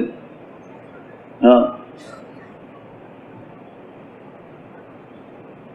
খালিদ ইবনে ওলীদ রাদিয়াল্লাহু তাআলা আনহু ইয়ারমুকের যুদ্ধে উনি সেনাপতিও না, একজন সাধারণ সৈনিক। আবু উবাইদা ইবনে জাররাহ ছিলেন সেনাপতি। আবু সুফিয়ানও ওই সৈনিকদের মধ্যে একজন। আবু সুফিয়ানের বিবি হিন্দাও ছিল ওই সৈনিকদের মধ্যে একজন। আবু সুফিয়ানের বেটা ইয়াজিদ ইবনে আবু সুফিয়ান, বড় বাহাদুর সাহাবী, সেও ছিল ওখানে। মোকাবেলায় আসছে পারস্য রোমদের 8 লক্ষ বাহিনী, 8 লক্ষ, আর মুসলমানরা সর্বসাকুল্যে 45,000। 45,000 মুসলমানের মোকাবেলায় 8 লক্ষ আসছে। বড় বড় রাজা বাদশারা তাদের বাহিনী, সম্মিলিত বাহিনী নিয়ে আসছে ইসলামের বিরুদ্ধে। আল্লাহ তাআলা মুসলমানদের বিরুদ্ধে, নবীদের বিরুদ্ধে যৌথ বাহিনী তৈরি করে দেন, সম্মিলিত, সারা দুনিয়ার শক্তি একখানে করে দেন। ক্ষতি নাই। সমস্ত শক্তি কার বিরুদ্ধে খাড়া হয়েছে? আল্লাহর বিরুদ্ধে। মুসলমানের বিরোধিতা তো আসলে আল্লাহর বিরোধিতা, নেককার লোকের বিরোধিতা তো আল্লাহর বিরোধিতা। যৌথ বাহিনী ওই সময়ও তৈরি হয়েছে, যৌথ বাহিনী, মিল্লা বিরোধিতা। ইসলাম ধ্বংস করে দিবে, ক্ষতি হয় না। আল্লাহ পাক নিজে যখন সাহায্যে আগায় আসে, ইয়ানসুরকুমুল্লাহু ফালা গালিবা লাকুম, আল্লাহ যখন তোমার সাহায্য করবে, কেউ তোমার উপরে বিজয় লাভ করবে না। যৌথ বাহিনী, 8 লক্ষের বাহিনী। মুসলমানরা বাঁশরায় বসছে, আগামীকালকে একটা মোকাবেলা করতে হবে। বাহিনী নিয়ম ছিল ওই সময়ে, পয়গাম পাঠাইতো যে কালকে যুদ্ধের ময়দানে আসো। ঠিক আছে, সাহাবীরা বসছে মশওয়ারায়। যে প্রথম দিনই আরবদের থেকে 60,000 আসবে মোকাবেলার জন্য, বিপক্ষের নাসরানি আরব কাফের বাহিনীতে যোগ দিছে তারা। জাবালা ইবনে হুবলা তাদের সেনাপতি।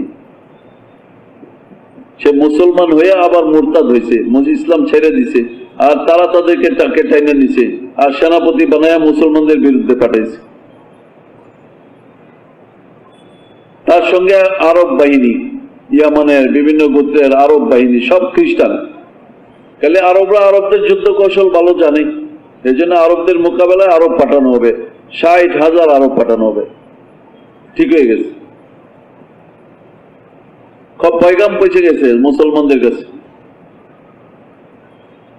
তারা মশওয়ারায় বসছে যে আগামীকালকে আমাদের যুদ্ধ করতে হবে। রাত্রেবেলা মশওয়ারায় বসছে কি করা যায়। তারা তো 60,000 নামাচ্ছে প্রথম দিনেই, 8 লক্ষ বাহিনী আছে তাদের কাছে, কোনো কমতি নাই, অনেক লোক। আল্লাহ তাআলারই শান, বিপক্ষকে আল্লাহ তাআলা সবসময় লোক বাড়ায় দেন, যেন আল্লাহর কুদরত প্রকাশ পাইতে কোনো অসুবিধা না হয়।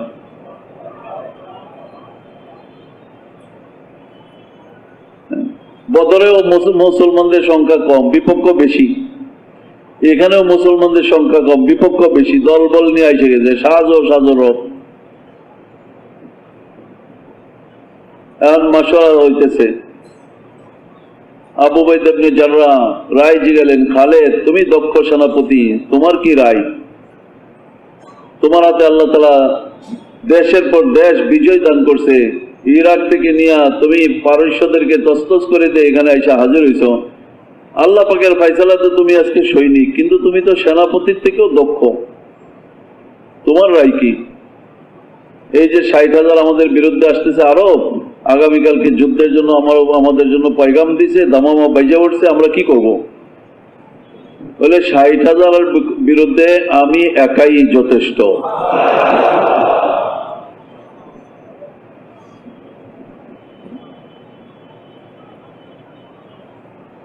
তারা এটাকে ঠিক ওইভাবে কথাটা নিলেন না। বলে খালেদ আর একটু ঠিক করে কও, বাড়ায় সারায় কও। ঠিক আছে, আমার সঙ্গে আরো 10 জন দিয়ে দেন।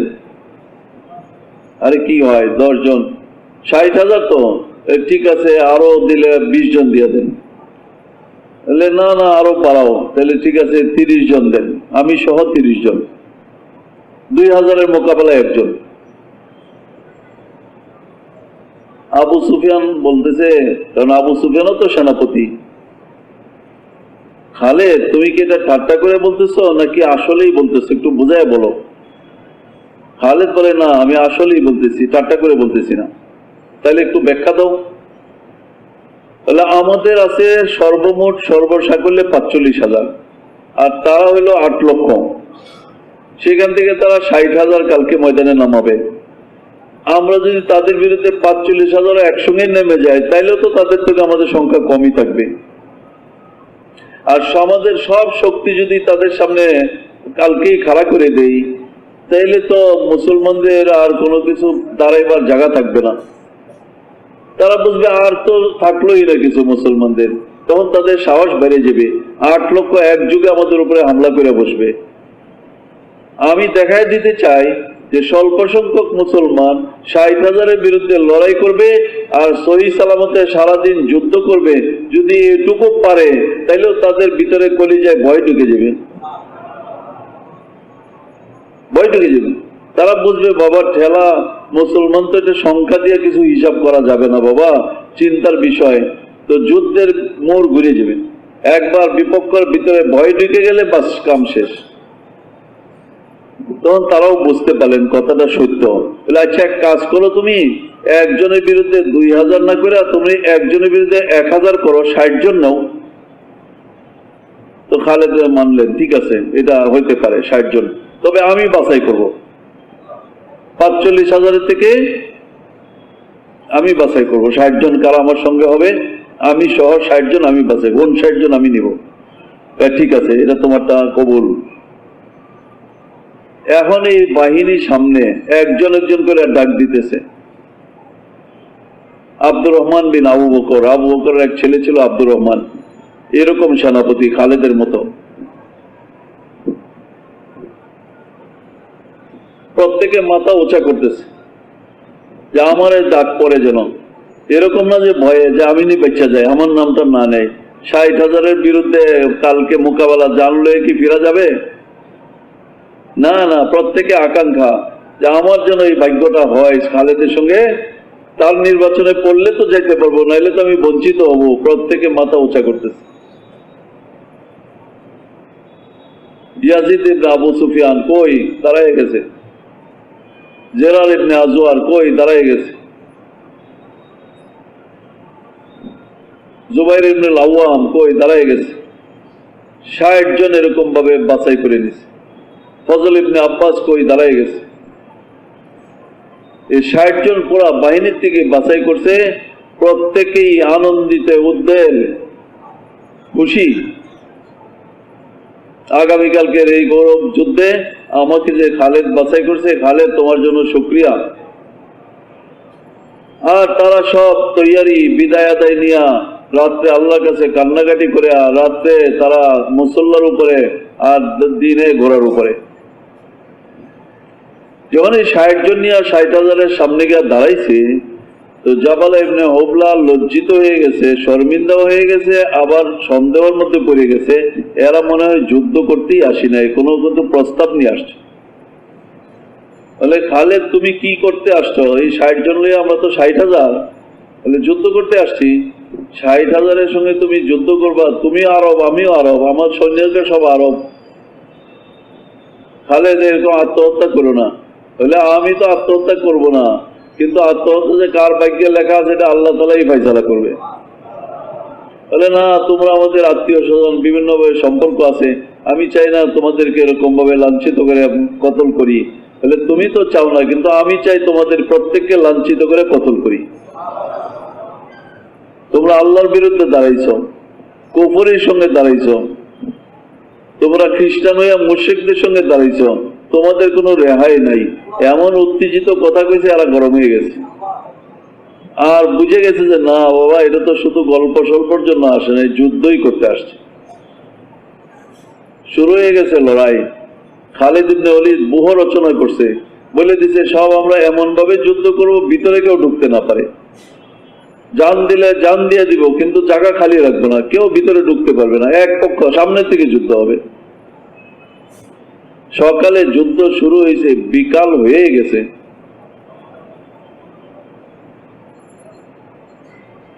মাত্র তাদের 15 জন শহীদ হয়েছে, আর তাদের সেদিকে লাশ, হাজারের লাশ পড়ে গেছে। ভীত সন্ত্রস্ত হয়ে গেছে, কাফের মুশরিকরা ভীত সন্ত্রস্ত। কি হইতেছে? খালি একটার পর একটা টপাটপ করে যাচ্ছে পাখির মতো, আর এরা সহি সালামতে এখনো যুদ্ধই করতেছে। বিকাল বেলা আবু উবাইদা ইবনে জাররাহ বললেন যে হায় হায়, আমি কি করলাম, আমার ভাইদেরকে যুদ্ধের মধ্যে ফালাইয়া সারাটা দিন এখানে কাটাইলাম। ভাই চলো ভাই সবাই আমরা খোঁজ লই। এক জামাত লই একজন খোঁজ নিতে বেরিয়েছি, দেখে যে তারা তকবীর দিয়া দিয়া যুদ্ধ করতেছে, আর সন্ধ্যার আগে যুদ্ধ শেষ হয়ে যেত। ওই সময় ফিরে আসতেছে যুদ্ধের। শেষ পর্যন্ত 5 জন বন্দী, 15 জন শহীদ, আর 40 জন ফেরত আসছে। 40-এর ভিতরে আবার 25 জন প্রথমে আসে নাই, গেল কই 40 জন। এই 25 জন আবার যুদ্ধ করতে করতে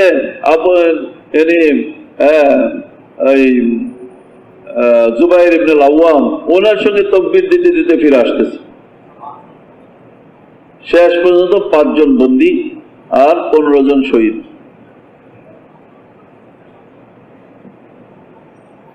তাইলে এখন পরের দিন মাশওয়ারা, ওই বাহিনীর কাছে যখন এই কারগুজারি শোনাইবে কি, তাদের চেহারা তো কালো হয়ে গেছে। 60,000 লোক নিয়ে 60 জনের সঙ্গে সারাদিন যুদ্ধ করে তাদের সব মারতেও পারল না, তোমরা কিসের যোদ্ধা, তোমরা কিসের আরব? তখন সেনাপতি কয়, আপনি জানেন কার সঙ্গে যুদ্ধ করছি আমরা? কার সঙ্গে যুদ্ধ করছো? এর নাম হলো খালিদ ইবনে ওলীদ।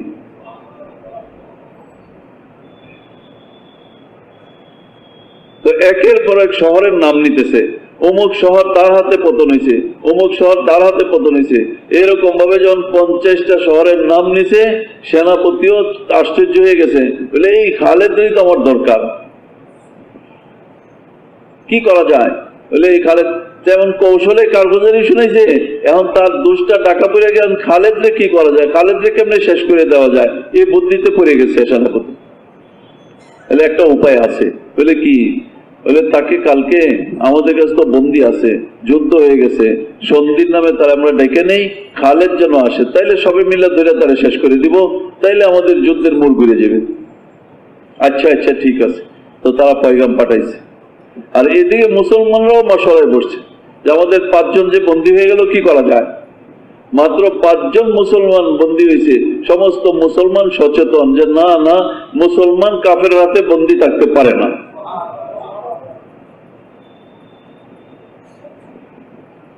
জেরার ইবনে আজওয়ারও ছিলেন ওই বন্দীদের ভিতরে। উনি এমন যোদ্ধা ছিলেন যে উনি লোহার পোশাকটা পরতেও পছন্দ করতেন।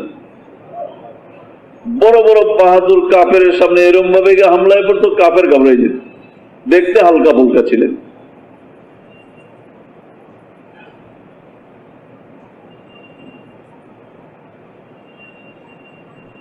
এখন মুসলমানদের মশলা বসছে, এরা তো তয় হয়ে গেছে, খালেদকে নিতে হবে। এদিকে মুসলমানদেরও মশলা বসছে। খালেদ বলে আমার কারণে 5 জন মুসলমান কাফের হাতে বন্দী, আমি যাব আগামীকালকে তাদেরকে ছোটায় আনার জন্য। 8 লক্ষ বাহিনীর মাঝখানে। ওইদিকে তারাও চাইতেছে খালেদকে, খালেদও মুসলমানদেরকে মশলা, আমি যাব, আমি নিজে যাব। তখন সবাই ঠিক আছে, তুমি একা যাও না, 100 সাথী নিয়ে যাও। 100 সাথী নিয়ে গেছে, বাহিনীর মাঝখানে তারা বসা। আলাপ চালনা হইতে হইতে এক সময়ে মুসলমান হওয়ার দাওয়াত দিছে খালেদ তাদেরকে, বাদশাকে বলে মুসলমান হয়ে যাও। বলে তোমার মতো আমি হয়ে যাই, তাহলে কি উপায়? বলে মুসলমান হয়ে যাও, আর তোমার সঙ্গে বন্ধুত্ব চাই, বন্ধুত্ব মুসলমান হও। আর কোনো উপায় নেই? বলে না, আর কোনো উপায় নেই। অনেক আলাপ আলোচনা পরে কইতেছে তোমার বন্দীদেরকে আমি কতল করে দিব। যে কথা বলছে, খালেদ লাভ দিয়ে ওইটা গিয়া বাদশার বুকের মধ্যে তলোয়ার ধরছে, এই 8 লক্ষ বাহিনীর মাঝখানে। বলে আরে খালেদ তুমি কি করো? আমি তো ঠাট্টা করছি। বলে তুমি তো ঠাট্টা করছো, আমি কিন্তু ঠাট্টা করার জন্য আসি নাই। এখন আমি যা কই তা করো। আচ্ছা আচ্ছা কি করতে হবে? বলে তাড়াতাড়ি আমাদের বন্দীদের সব শিকল খুলে দাও, বন্দি খুলে দাও। বলে ভাই বন্দি খুলে দাও। তাদেরকে সুন্দর তেজি ঘোড়া দাও, তাদেরকে তেজি ঘোড়া দিছে। প্রত্যেকের হাতে তলোয়ার দাও, তলোয়ার দিছে। এখন 100 আর সঙ্গে আরো 5 জন, এক তকবীর দিয়া সবাই ঘোড়ার উপরে তকবীর দিতে দিতে 8 লক্ষ বাহিনীর ভিতর থেকে তারা মুসলমানদের কাছে পৌঁছে গেছে। সারা বাহিনী হাক্কা বাক্কা খেয়ে গেছে, বুঝতেই পারে নাই কি হয়ে গেল, কেমনে হয়ে গেল। কে করে ভাই? মুসলমানরা যখন আল্লাহর উপরে ভরসা করবে তো আল্লাহ পাক তাকে অজানা বিপদ থেকে বাঁচাই দিবে। সবকিছুই আল্লাহর হাতে। আমরা যে আল্লাহ পাক একটা দাওয়াতের কাম দিছে, এই কাজটা আল্লাহর, কাজটা কার? তাহলে এটা হেফাজত কে করবেন? আমাদের কাম না, আমরা হেফাজত করব। আমরা নিজের হেফাজত করতে পারলেই যথেষ্ট। নিজের হেফাজত বলতে কাকে বোঝায়? যে আল্লাহর সঙ্গে আমাদের সম্পর্ক নষ্ট না হয়, আল্লাহ নারাজ হয় এমন কিছু না করি, এই চেষ্টার মধ্যে থাকি। বাকি আল্লাহর কাজের হেফাজত আল্লাহ নিজেই করবেন। কিভাবে করবেন, কারে দিয়া করবেন, এটা আল্লাহর কাছে কোনো কমতি নাই। প্রত্যেককে দিয়ে আল্লাহ করতে পারেন। দুর্বলকে সবল বানানো আল্লাহর কাম, ক্ষুদ্রকে বড় বানানো আল্লাহর কাম, এলেমহীনকে এলেম দান করা আল্লাহর কাম। কাজে আমরা আল্লাহর দিনের মেহনতকে আন্তরিকতার সাথে করবই নিয়ত করি। এবং এর জন্য চাই জানমালের কোরবানি, যে যত কোরবানি করবে আল্লাহ সে অত নিকটবর্তী হয়ে যাবে। হাদিসে পাকে আছে মান তারাকা লিল্লাহি শাইআন আওয়াদাহুল্লাহু খায়রাম মিনহু, আল্লাহর জন্য যে নাকি কিছু ছাড়বে আল্লাহ এর চেয়ে উত্তম প্রতিদান তাকে ফিরিয়ে দিয়ে দিবে, দুনিয়াতে দিবে, আখিরাতে দিবে। এই জন্য আমরা আশা করবো এই মজমা, মিরপুরের মজমা, মুবারকে মজমা, জেহাদি মজমা, আল্লাহর জন্য জান দেনেওয়ালা জজবানিয়া, আল্লাহ রাস্তায় নগদ সময় দেওয়ার জন্য নিয়ত করি। যার বিছনাও নাই, টাকাও নাই, ছুটিও নাই, নিয়ত করে আসি নাই, শুধু বয়ান শুনে চলে যাব, এমন লোক যদি চিল্লার জন্য তৈরি হয়ে যায় তো আল্লাহর রহমতের ছায়া তার মাথার উপরে এসে পড়বে। কারণ সে তো আল্লাহর উপরে ভরসা করছে। যে আল্লাহর উপরে ভরসা করবে আল্লাহ তার জন্য যথেষ্ট হয়ে যাবে। কোন দিন তারিখ দেওয়া নাই। এখন যদি আমরা মসলা হল চাই, দুনিয়া ও আখিরাতের ব্যক্তিগত ইজতেমাই সব মসলার হল রয়ে গেছে কুরবানির সাথে সময় দেওয়ার মতে। এই মজমায় কার এরকম ইচ্ছা করে, কার এরকম মন চায়, আগেও হয়েছে আলহামদুলিল্লাহ, এই মজমা নগদ মজমাই, এরকম কোরবানি দিতে কার ইচ্ছা করে যে আমি নগদ বেরিয়ে যাব, যে বেরিয়ে যাবে দুনিয়া আখিরাতের মসলা আল্লাহ তাআলা তার সমাধান করে দিবে। বাহ বাহ, এই যে এক ভাইয়ের মন চাইতেছে, খাঁটি ভাবে যদি কেউ